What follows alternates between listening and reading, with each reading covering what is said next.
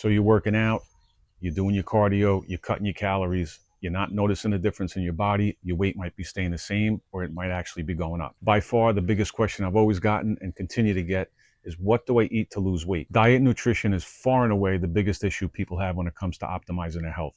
The fact of the matter is, most people just don't know how to eat. And to make matters even worse, most people refuse to put the time and effort into learning about nutrition.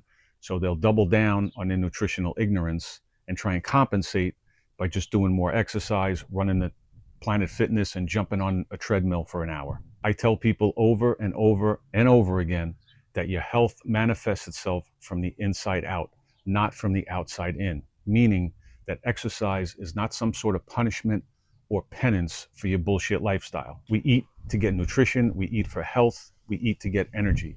We exercise to be strong, to be flexible, to be mobile, and for overall functional fitness. So if you want to continue to be one of these delusional, I can eat whatever I want people, and center the bulk of your diet around ultra processed junk food, you want to eat out of gas stations and fast food restaurants and eat off food trucks, and then think, well, I'll go run on a treadmill for an hour, or hey, I got my 10,000 steps in, so it's a wash. I promise you, in the end, things are not going to work out well. Now, the healthiest diet for me may not look exactly like the healthiest diet for you.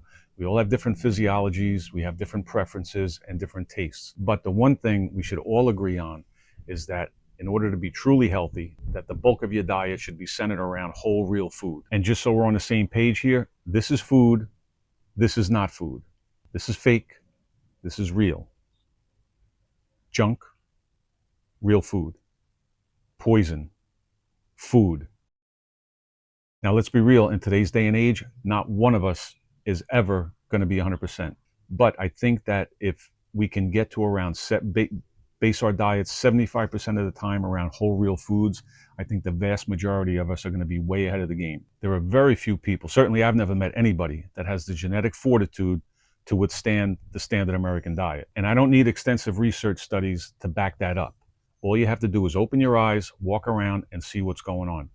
The horrific obesity and heart disease and liver disease and kidney disease epidemics that are going on, it's everywhere you look. And like I said, finding out exactly what works for you and what works for me is going to take time and effort. You might thrive on some type of carnivore diet or a keto diet or maybe even a vegan diet. In my case, I settled on more of, I guess you can call it an omnivore diet.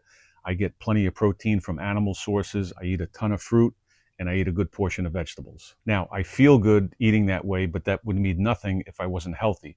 So what I do is periodically I go and get some blood work done, and I'm looking for the numbers that are going to reflect my heart health, my liver health, kidney health, thyroid function.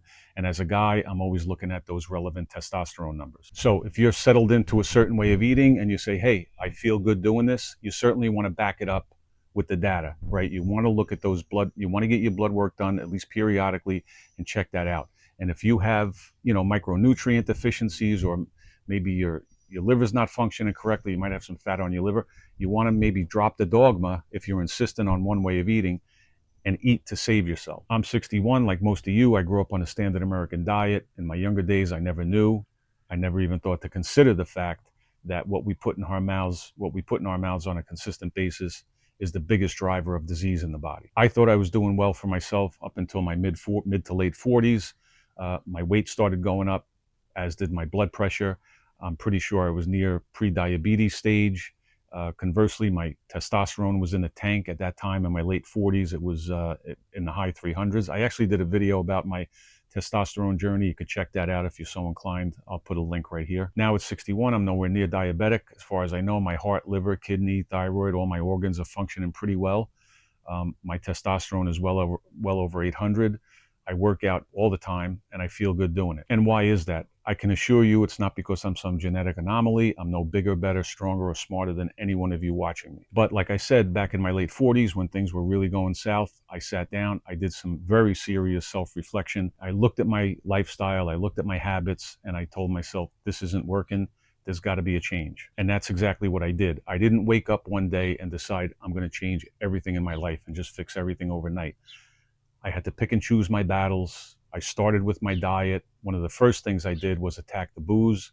I cut that out of my life. Again, that wasn't an overnight process. It took me some time. I tapered off it. As I sit here now, I don't.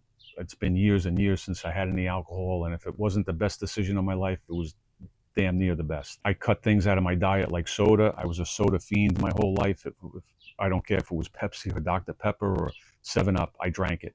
I cut that out. Again, it's been years and years since I had that in my diet. I swore off fast food. I haven't been in a fast food restaurant in years and years. I can remember back in the day, all the time, my go-to was the McDonald's 2 or 3 cheeseburgers, a 10-piece nugget, some sweet and sour sauce, and wash it all down with a Coke. And along with the dietary and lifestyle changes, I started to educate myself. I learned how to track my macros, which was extremely eye-opening. I recommend it to everyone. Later on, I started to delve into the world of intermittent fasting and things like that, and started to realize the benefits of that. So again, like I said, nothing's going to be overnight. Everything is a process. It takes time, but that's part of it. You have to commit. But I promise you, if you do it and you do it over time, it's going to be life altering. So all that said, let's get into exactly how and what I eat today in order to keep myself healthy and fuel my workouts. I told you I gave up alcohol years ago. One of the best decisions I ever made in my life as far as drinks today. The only thing I put in my body is plain water, occasionally some sparkling mineral water, lots of black coffee, and plenty of green tea. As far as protein sources, plenty of animal protein sources. I would like to get the complete proteins. I go for eggs, a lot of eggs, Greek yogurt, plain Greek yogurt, sardines, sometimes some tuna fish, plenty of meat in the form of beef, chicken, turkey, occasionally some pork. As far as fruit, I eat fruit every day. Pretty much everything's on the table, including avocado. I can't think of a fruit that I wouldn't eat. I try and include a good amount of vegetables. It's normally the usual suspects, things like peppers and onions and mushrooms and tomatoes. I eat a lot of kimchi, which is a fermented food, cabbage based, and also a lot of fermented pickles. I include some nuts in my diet, usually some walnuts, pecans, pistachios, sometimes macadamia, and every now and again I dabble in the peanut butter. I don't eat bread. I certainly don't eat store-bought bread, but occasionally I will have a few slices of sourdough bread, and I wouldn't be human if I didn't have the occasional couple or few slices of pizza here and there. On most days, I just eat 2 meals, and my first meal would be something like 6 eggs cooked in butter. I'll have some kimchi with some fermented pickles. I'll add in a side of some type of meat, whether it's beef or some ham slices. Then I'll have a nice bowl of Greek yogurt, again with some fruit. Drizzle that with some raw honey, throw in a few nuts. Now, like I said, normally it's 2 meals a day. On occasion, I will have something in the middle of the day, and that's normally going to be something like a whey protein shake with a banana or some type of fruit, maybe a little bit of peanut butter. Or in place of that shake, I might just have a few grass-fed beef sticks with some cheese. Normally, my second meal of the day or my late meal is going to be anywhere from 8 to 10 ounces of meat, or I'll swap that out with a few cans of sardines. And again, I'll throw in whatever vegetables I have laying around, and I'll finish that up with some Greek yogurt. I may swap out the Greek yogurt for some 2% cottage cheese, but again, I'll add in plenty of fruit, some nuts. So that's about it, guys. It's not complicated. Now, I do want to touch on one thing. I hear it all the time. It's one of these taglines that people repeat over and over. And a lot of times it really does just come out of ignorance. And that's when they say, it's so expensive to eat healthy. And I don't buy into that bullshit. I look for sales. I buy my food in bulk. I'm not averse to clipping a few coupons to save some money, which I do regularly. I prepare my food at home. So if you think that eating healthy food and keeping your body in shape is expensive, you just wait until the bills come due for your sickness. Let's talk real quick about macros. I'm not calorie obsessed so much. When I first started, I certainly was. I wanted to learn about nutrition. I wanted to learn about the food, and I started to track my macros. The only phrase I can come up with to describe it was eye-opening. When you really delve into it and you start to educate yourself and you see the actual calorie count, the macronutrient breakdown of the food that you're eating, it really is, it can be shocking sometimes. So I suggest it to everybody. I don't think it's something that you have to do for the rest of your life, but initially just to educate yourself until you get to the point where you have a very good idea of what's going in your mouth. Then you could take your foot off the gas a little bit.